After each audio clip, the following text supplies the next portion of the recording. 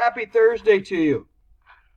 Sorry I'm not able to be with you this morning. My sister-in-law passed away from a stroke this weekend, and her funeral is today, so I'm with Mrs. Brosek this morning and with the family this afternoon. This week we have focused on the concept of demand. Definitely an area that is part of microeconomics. And we've looked at that demand curve. Some economists refer to the demand curve as price effect. Some people refer to the demand curve as change in demand. But remember the definition of demand.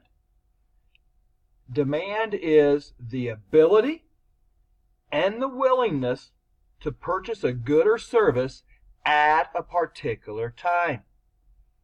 Today we're focusing on that last part of the definition, at a particular time. What happens if there's a change in demand? That sounds pretty confusing. So economists refer to a change in demand as a shift in demand. So today we're going to look at shifts in demand. We're going to look at that last phrase of the definition, at a particular time. Well, what can change? That's what we want to focus on today. What factors can cause a shift in demand or a change in the change of demand? Much easier just to say shift in demand. There are several factors that can cause a shift in demand. One of those factors that can affect or that can cause a shift in demand is a change in income. Imagine this. You're making minimum wage. You work 20 hours a week. So you have about $150 a week spending money. So you set up your budget on $150 a week. All of a sudden your boss doubles your income, doubles your hourly wage. That means your budget's going to double. Is your spending going to change? Let's talk negative. You take a pay cut, you get less hours. Is your budget going to change? Your demand's going to change. Why? Because of a change in income. Another factor that can come to play here is a change in the price or the availability of a substitute.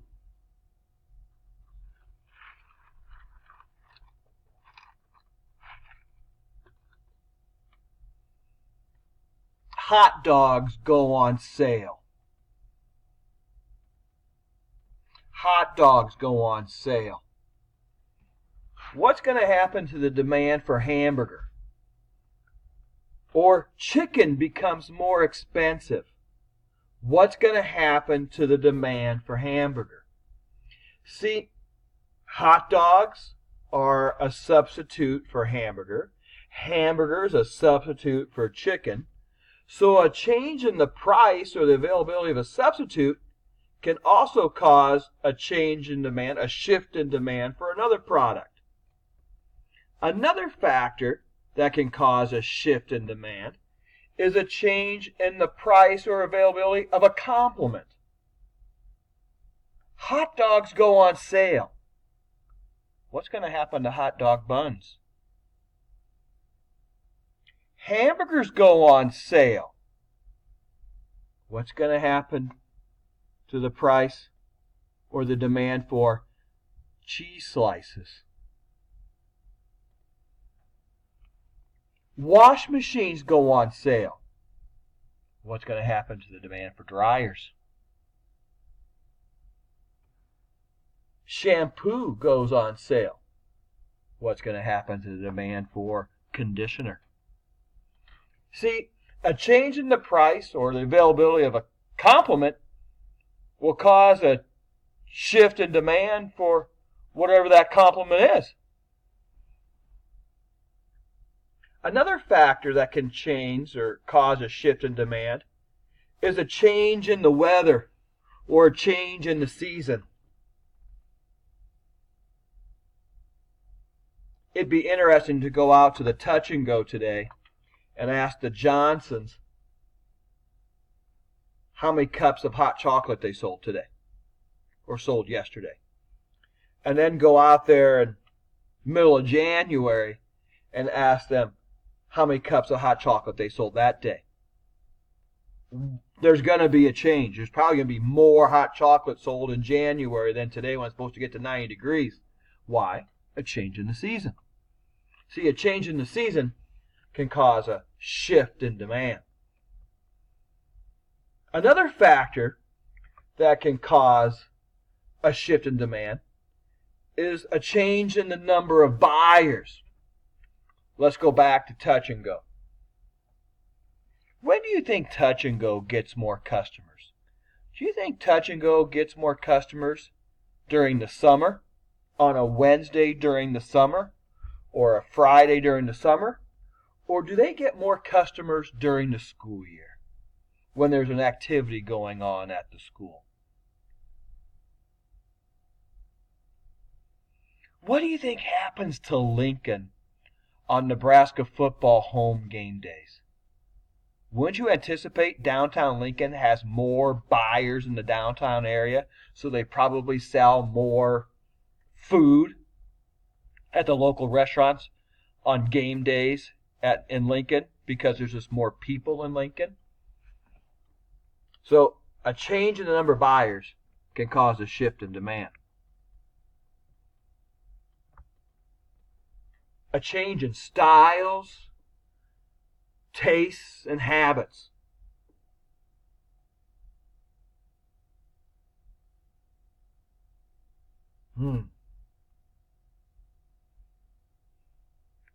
Turtlenecks. Are turtlenecks in style anymore? I have a lot of them in my closet. I don't know if they're popular. But if they do become popular, if they're not popular now and they do become popular, won't more people be buying turtlenecks?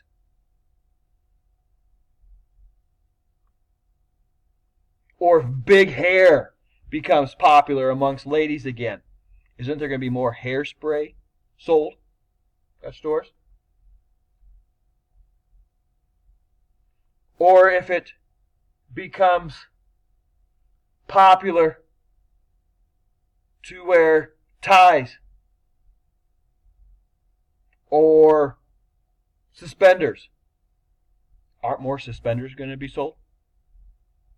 So a change in styles, a change in taste, a change in habits can cause a shift in demand. So can a change in expectations. It's supposed to get to 90 some degrees today. Do you think people might be buying more bottled water this morning just because they expect it to be hot this afternoon? Or on Labor Day this past weekend, with so many people out camping and picnicking and boating, do you think convenience stores sold more ice this weekend in just the expectation of Labor Day? Or if you hear of an orange freeze or a corn blight, do you think there might be a change in demand for corn because of the expectation of prices going up? So there's 7 factors there that can cause a change in the change in demand. Too confusing. Can cause a shift in demand. Now, what does this look like on a graph? What does this look like on a graph?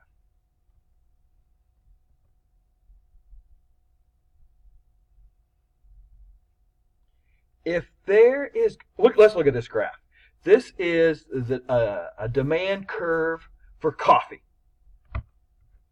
So with this, sorry.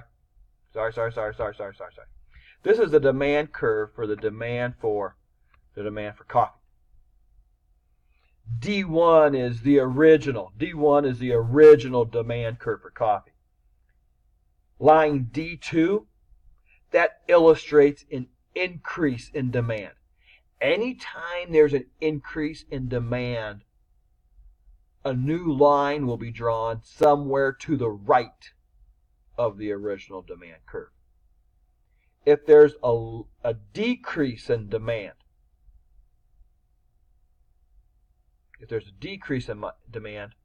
the new line will be to the left of the original curve. D3 in this example. So increase, the new line is to the right. Decrease, the new line is to the left. I know it's Thursday, and I know I don't give you homework usually on Thursday, but since I'm not here today, I'm going to ask you to do this real quick assignment. It's not very long. You'll finish it before you leave today. But before you do that, why don't you watch the news summary from the PBS NewsHour today, and then do the assignment that's on Canvas that deals with price elasticity. Work on it by yourself, work on it in a small group, totally up to you. Just submit it on Canvas. And tomorrow we'll get together and take a test over the concept of demand. I hope you have a nice day. And those of you that play volleyball, good luck in your game today. I think if the golfers haven't left yet, good luck at your golf meet today. And those of you that don't golf or don't play volleyball, go to those contests today and cheer on your classmates. And have a good Thursday, and I'll see you tomorrow.